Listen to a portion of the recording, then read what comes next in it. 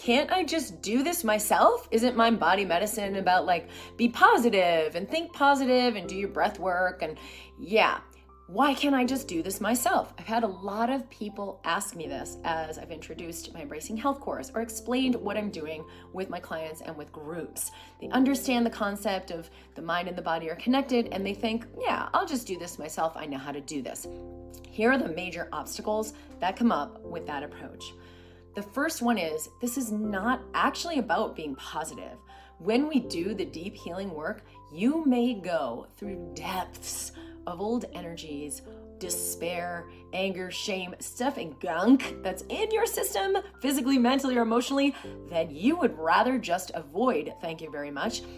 To have the stamina, the ability, and the capacitance to move through this fluidly pretty much always requires letting in support, letting in something you don't already have, you don't already know, and you can't already do by yourself.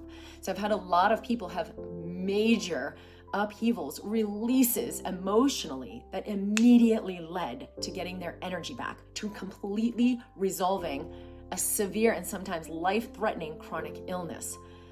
But how do we DIY that when it takes so much space of compassion and clarity to hold space for ourselves while we're going through it? So it's kind of almost impossible, and I have not seen anybody do this actually all by themselves.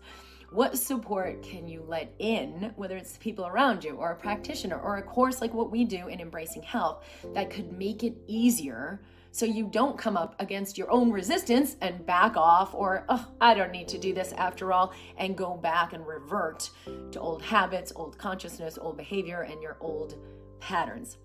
So it's not only the level of accountability, but the level of this safe space, this expansive space that literally like pulls stuff out of you that you may never get to on your own.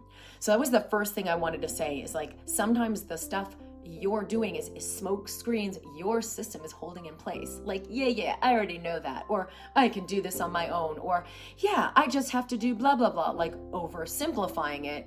Then you come up against your own willpower and it will totally shoot you down. If you're truly committed, let in the support, let in resources. And that may mean like allowing in a power that's like your higher self, that you didn't even know you could connect with.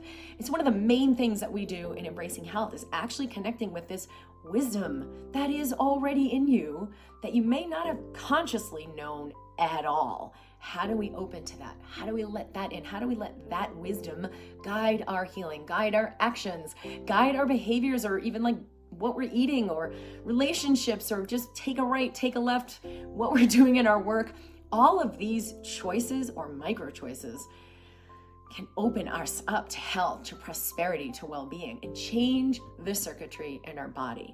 And so don't think you need to go it alone. What would it take for you to open and allow in the resources that let this be easy, that let this be smooth, and that let you access power that is way bigger than your inner smoke screens, your inner obstacles, your inner doubter, or all of your inner fear. So this is what I've seen is so powerful when you open to let in resources, people who have been through the exactly journey you're attempting to walk through. There's a mirror neuron effect where we actually can allow a transmission of consciousness. You ever get around someone and when you're with them, you feel better, you feel uplifted, you feel positive. You access parts of yourself that maybe you didn't even know were there. And that's exactly what happens in work where someone's gone through the exactly journey that you're intending to go through. Is you're kind of borrowing their strength, borrowing their inner knowing, and it becomes your own. So a lot of times it can be really limited in the DIY or just be positive path where you're just trying to overcome something. Sometimes the whole point is to be willing to go in it, because that's what allows it to truly dissolve and resolve.